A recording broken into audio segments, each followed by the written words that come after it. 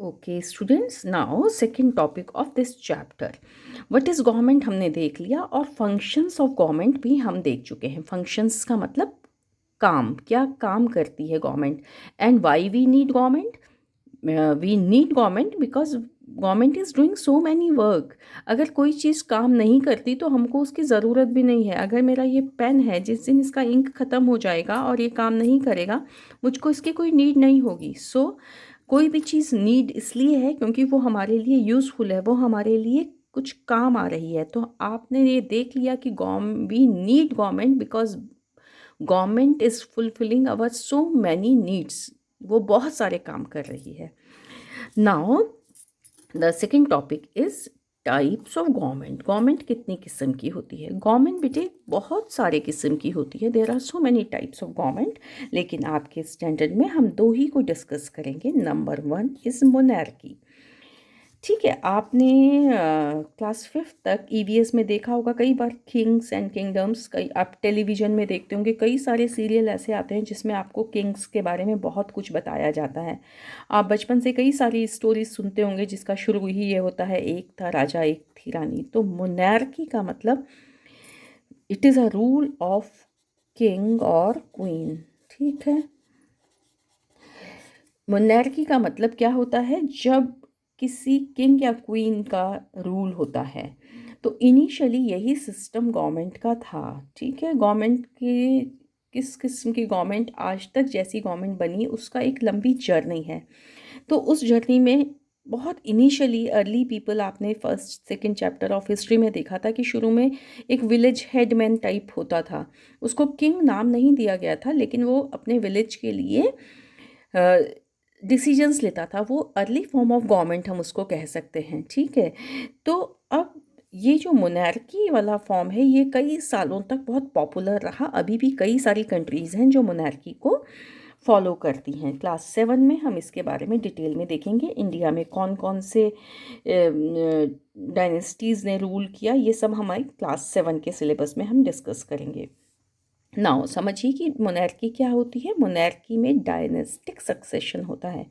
Dynastic succession को बोलते हैं हेरिडिटरी, यानी कि कोई भी जो किंग है तो नॉर्मली उसी किंग का जो बच्चा है, बेटा या बेटी, वो उसके बाद किंग बनता है।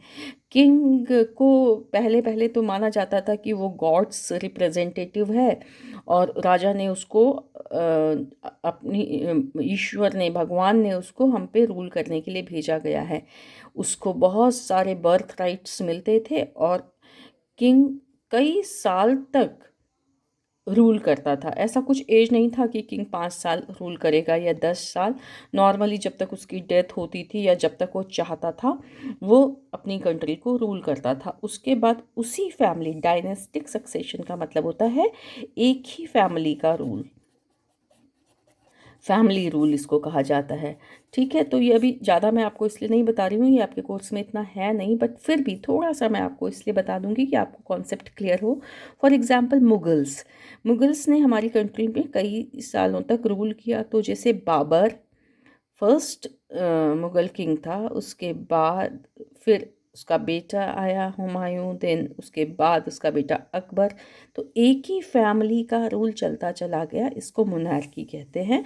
इसमें नॉर्मली अलग अलग डायनेस्टीज़ रूल करती हैं और इसके फ़ायदे नुकसान वो हमें यहाँ पे ज़्यादा डिस्कस नहीं करना है। तो इसमें जो हमारे लोग होते हैं, पीपल जो होते हैं, सिटीजन्स, उनके पास चॉइस नहीं होती। नॉर्मली जो भी उनका किंग है उनको पता है कि ये हमारा किंग है, इसके बाद इसी के बच्चों ने हम पे रूल करना है। तो ये एक ऑटोमेटिक सक्सेशन चलता रहता है।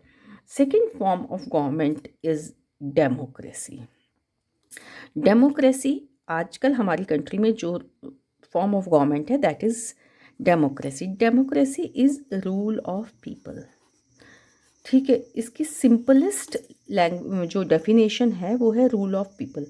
आप जानते हैं ना, इस समय जो हमारी गवर्नमेंट है इंडिया में, आप सब बच्चे जानते होंगे, चाहे वो अरुणाचल प्रदेश की गवर्नमेंट हो, चाहे वो कंट्री की गवर्नमेंट हो, वो गवर्नमेंट हमने उसको बनाया है। हम का मतलब सिटीजन्स, कंट्री के लोग। ठीक है, और कैसे बनाया बेटे? उसका एक प्रोसेस हमको फॉलो करना होता है। Process is election. ठीक है। इलेक्शन क्या और कैसे होता है, जैसे जैसे क्लास बढ़ती जाएगी आप इसको समझते जाएंगे, लेकिन अभी आप क्या समझिए कि we are following representative democracy. Representative democracy का मतलब क्या होता है, सपोज़ कि ये हमारी कंट्री है और इसमें मिलियंस ऑफ पीपल रहते हैं, इतने मिलियन लोग रहते हैं, ठीक है। अब ये जो हमने जब कंट्री के लिए कोई डिसीजन लेना है, कौन सा डिसीजन, जब हमको कंट्री के लिए ये सारे डिसीजंस लेने हैं, हमको एजुकेशन के बारे में जितना मैंने आपको ये बताया था ये सारे डिसीजंस लेने हैं, तो इन डिसीजंस को लेने के लिए हम इतने सारे लोगों से एक एक करके तो पूछ नहीं सकते ना। फैमिली में जब डिसीजन लेना है तो मान लो आपकी फैमिली ये है, आपकी फैमिली में 5 लोग हैं, तो पापा को या मम्मा को कोई डिसीजन लेना है तो आपसे पांचों से पूछ सकते हैं, देखो हम ऐसा चाहते हैं, आपको क्या लगता है, ऐसा करना चाहिए या नहीं करना चाहिए। ये डेमोक्रेटिक वे है फैमिली का, ठीक है। जब हम सबका कंसर्न पूछते हैं, सबसे पूछते हैं कि क्योंकि फैमिली सबकी है, चाहे वो बच्चा है चाहे वो बड़ा है, तो सबका कंसर्न लेना आसान है because the members are few. 5 6 7 10 इतने ही तो मेंबर होंगे ना, तो सबसे अलग अलग जाके पूछा जा सकता है। लेकिन जिस कंट्री में इतने सारे लोग हों तो क्या एक एक पर्सन से हर मामले के लिए पूछना पॉसिबल है? No, it is practically not possible कि हम हर एक से पूछें। इसलिए क्या किया जाता है कि हर एरिया, मैंने आपके साथ एक मैप शेयर किया था, एक स्टेट का मैप था और एक कॉन्स्टिट्यूंसीज़ का मैप था। तो हम क्या करते हैं बच्चों, हम अपनी कंट्री को ऐसे छोटे छोटे हिस्सों में बांट देते हैं। हम का मतलब इलेक्शन कमीशन, ऐसे कई सारे हिस्सों में बांट देते हैं और हर एक एरिया अपने यहाँ से अपना एक रिप्रेजेंटेटिव चुन के भेजता है। एक इसने भेजा, एक इसने भेजा, फिर इसने भेजा, ऐसे ही हर जगह से अपने रिप्रेजेंटेटिव आते हैं। इन रिप्रेजेंटेटिव को हम या तो एमपी, मेंबर ऑफ पार्लियामेंट बोलते हैं, या हम MLA, member of legislature assembly बोलते हैं। तो ये हमारे रिप्रेजेंटेटिव हो गए। जब हम कोई डिसीजन लेते हैं तो ये रिप्रेजेंटेटिव उसमें पार्टिसिपेट करते हैं। फिर ये रिप्रेजेंटेटिव भी अपना एक छोटा ग्रुप बना देते हैं जो काउंसिल ऑफ मिनिस्टर होती है, वेदर हेडेड बाय सीएम, या तो चीफ मिनिस्टर हेड करेंगे स्टेट में और पूरी कंट्री में प्राइम मिनिस्टर हेड करेंगे। तो ये मैं आपको बहुत शॉर्ट में बता रही हूँ, सिंपल तरीके से, बाद में इसका डिटेल क्लास 7 में आपका होगा स्टेट गवर्नमेंट। बस अभी आपको क्या कॉन्सेप्ट समझना है, रिप्रेजेंटेटिव डेमोक्रेसी का मतलब क्या होता है कि people choose their representative area wise, they sent them whether in Lok Sabha और इन विधानसभा। ये लोग कंट्री के लिए डिसीजन लेते हैं and all these are part of government, ये सरकार के ही हिस्से होते हैं। तो डेमोक्रेसी जो है वो ऑल ओवर द वर्ल्ड बहुत ही पॉपुलर फॉर्म ऑफ गवर्नमेंट है और इस समय ज़्यादातर कंट्रीज़ डेमोक्रेटिव हैं और कई सारी कंट्रीज़ जो पहले मोनार्की थी वो अब डेमोक्रेसी में चेंज होती जा रही हैं, क्योंकि इसे एक बहुत अच्छा गवर्नमेंट का फॉर्म माना जाता है। वाई, क्यों हम इसे अच्छा फॉर्म मानते हैं? क्योंकि इसमें क्या होता है, पीपल्स पार्टिसिपेशन, क्योंकि रूल डिसीजंस लोगों के लिए होने हैं। अगर लोग उस डिसीजन मेकिंग में पार्टिसिपेट करेंगे तो वो अच्छा डिसीजन होगा। मान लो हमारे लिए कोई डिसीजन लेना है और हमसे पूछा ही नहीं जा रहा है, तो वो कोई अच्छी बात नहीं है ना। तो जिसके लिए डिसीजन, जिसके लिए रूल्स बन रहे हैं, जिसके लिए नए नए कानून बन रहे हैं, उनका पार्टिसिपेशन अगर हो रहा है तो it is better. So democracy is considered better form of government because in it there is people's participation. In monarchy there was no participation. लोगों के पास चॉइस ही नहीं थी, जो राजा बन गया वो बन गया। सेकंड, ये क्यों अच्छी है? Because it follows the concept of equality. Equality एक बहुत ही मॉरल एंड आइडियल चीज़ है, ठीक है। इसमें सबको बराबर समझा जाता है और हर एक सिटीजन को राइट टू वोट है। इलेक्शन में वोट देने का उसको राइट है, और इसके से भी बड़ी बात क्या है कि उसको राइट तो है, उसके वोट की वैल्यू, सबको एक ही वोट देने का है और उसकी वैल्यू भी बराबर है। ऐसा नहीं है कि कोई आदमी बहुत रिच है तो वो 5 वोट देगा और जो बेचारा पुअर है वो 1 वोट देगा। नो, ऐसा नहीं है। ऐसा भी नहीं है कि रिच पर्सन के वोट की वैल्यू ज़्यादा हो और पुअर की कम हो। तो ये केवल रिच एंड पुअर नहीं, बाकी भी caste, gender, male female, caste, then language spoken, place of birth, किसी भी हिसाब से कोई डिस्क्रिमिनेशन नहीं किया जाता। In democracy we follow equality, so democracy is better form of government. ठीक है। फिर एक और इसकी अच्छाई क्या है, elections are in certain interval. हमारी कंट्री में इलेक्शन 5 ईयर्स के बाद होता है।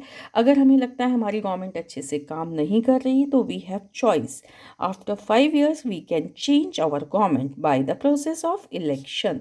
ठीक है, इलेक्शन के प्रोसेस से हम 5 साल के बाद अपने गवर्नमेंट को चेंज कर सकते हैं। हर 5 साल के बाद इलेक्शन होता है और ये वाला पॉइंट इसी से रिलेटेड है। रूलर्स में चेंज, ऐसा नहीं है कि जो किंग बन गया उसके मरने का इंतज़ार करना पड़े, या हम अगर वो बहुत ख़राब है और हम सोचें कि हमारे पास ऑप्शन ही नहीं होता कि भाई अब इसका रूल कब ख़त्म होगा। देयर आर ऐसे बहुत सारे एग्जाम्पल हैं जहाँ पे किंग्स बहुत ही एक्सट्रीम टाइप के थे और या तो रेवोल्यूशन ही हुई या फिर लोग बहुत परेशान होते रहे। तो डेमोक्रेसी में ऐसा नहीं होते बेटा, उसमें हमारे पास एक ऑप्शन होता है कि हम अपने रूलर्स को चेंज कर सकते हैं। और उसके बाद ये डेमोक्रेसी का बहुत ही स्ट्रॉन्ग पॉइंट है। डेमोक्रेसी में we have freedom of expression, हमको अपनी बात कहने का राइट है। बाकी जगह ऐसा नहीं होता है। हम किंग के अगेंस्ट कुछ कहते थे तो आपने पुरानी फिल्म और सीरियल्स एंड बुक्स में पढ़ा होगा कि वो कुछ भी पनिशमेंट दे देते थे। कई बार अगर कोई क्राइम करने वाला उनका फ्रेंड होता था उसको कोई भी पनिशमेंट नहीं देते थे। Person to person rules and laws बदल जाते थे, कोई उनके खिलाफ कुछ बोल नहीं सकता था। तो ऐसा डेमोक्रेसी में नहीं होता। आप देखते हो, आप बड़े बच्चे हो रहे हो, आप एज अ सिटीजन आप ग्रो कर रहे हो, तो आप देख रहे हैं ना कि आप न्यूज़ में सुनते होंगे कि हर एक को अपनी बात कहने का पूरा राइट है। तो फ्रीडम ऑफ एक्सप्रेशन भी इसमें ही होती है। एक बीच में मैंने आपको सफ्रेज मोमेंट दिया है, ये क्या है? ये बेटे जो यहाँ इक्वालिटी की बात हुई थी, तो ये ऐसा नहीं है कि ये सब कुछ बहुत आसानी से मिल गया। इक्वालिटी, फ्रीडम, इसके लिए हम सबको बहुत स्ट्रगल करना पड़ा। शुरू में जब वोटिंग राइट मिले तो सबको नहीं मिले, डिस्क्रिमिनेशन होता था। कई कंट्रीज़ में पहले पुअर को नहीं मिलते थे, विमेन को नहीं मिलते थे। कई जगह फ्रांस में जब शुरू में वोटिंग राइट मिला तो उन्होंने एक्टिव एंड पैसिव सिटीजन ऐसा एक कॉन्सेप्ट कर दिया। जो लोग टैक्स देते थे यानी कि अमीर थे वो ही वोट दे सकते थे। तो इट्स अ लॉन्ग जर्नी। तो ये सफरेज मोमेंट ऐसा है कि शुरू में विमेंस को जो है वो वोटिंग राइट नहीं मिला, तो इसके लिए बहुत ज़्यादा स्ट्रगल करना पड़ा और उसके बाद उन लोगों को राइट मिला है। अभी हमारी कंट्री में we are following universal adult franchise, that means every person has voting right, चाहे वो कोई भी जेंडर, चाहे वो कोई भी रिलीजन, कोई भी कास्ट का हो। Now the third important topic of this chapter is levels of government. अब हम ये भी समझ गए गवर्नमेंट क्या है, हम ये भी समझ गए हमारी कंट्री में डेमोक्रेटिक गवर्नमेंट है। अब हमें ये समझना है कि हमारी कंट्री में जो गवर्नमेंट है वो कितनी किस्म की होती हैं। फिर हमारा नेक्स्ट चैप्टर इसी को और आगे एक्सप्लेन करेगा। आपको मैंने 2 मैप शेयर किए थे। एक मैप में मैंने आपसे कहा भी था कि आपको क्या करना है, आपको कंट्री के स्टेट और उनकी कैपिटल के नाम लिखने थे। ये मैंने आपको एक होमवर्क दिया था, आप में से कुछ बच्चों ने मुझे करके भेज भी दिया है। तो ये हमारा कंट्री का मैंने एकदम रफ स्केच जैसा बनाया है। तो हमारी कंट्री में पूरी कंट्री के लिए, पूरे इंडिया के लिए एक सिंगल गवर्नमेंट होती है, उसको हम सेंटर गवर्नमेंट या यूनियन गवर्नमेंट कहते हैं। तो there are 3 levels of government in our country. पूरी कंट्री के लिए एक सिंगल गवर्नमेंट जिसके हेड होते हैं प्रेसिडेंट, ठीक है, एंड पीएम, प्राइम मिनिस्टर। और प्रेसिडेंट पूरी कंट्री के लिए केवल 1 है। ऐसा नहीं है कि अलग अलग एरिया, अलग अलग स्टेट के प्रेसिडेंट और पीएम अलग हों, नो। तो ये यूनियन गवर्नमेंट। फिर हमने देखा था अलग अलग स्टेट, आपने देखे थे स्टेट एंड यूनियन टेरिटरी।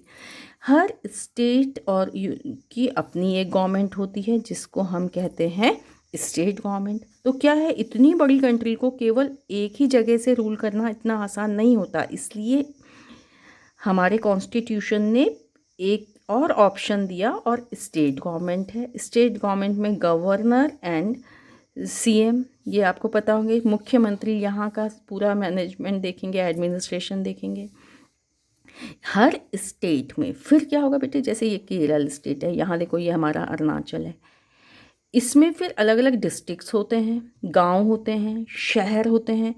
तो अपने एडमिनिस्ट्रेशन को कन्वीनियंट एंड ज़्यादा इफ़ेक्टिव बनाने के लिए एक थर्ड टाइप की गवर्नमेंट भी हमारे यहाँ होती है, that is called the local government. आपको याद है एक दिन मैंने अरुणाचल का मैप आपको शेयर किया था कि 25 डिस्ट्रिक्ट्स हैं, फिर उसके अंदर शहर हैं, फिर बहुत सारे विलेजेस हैं।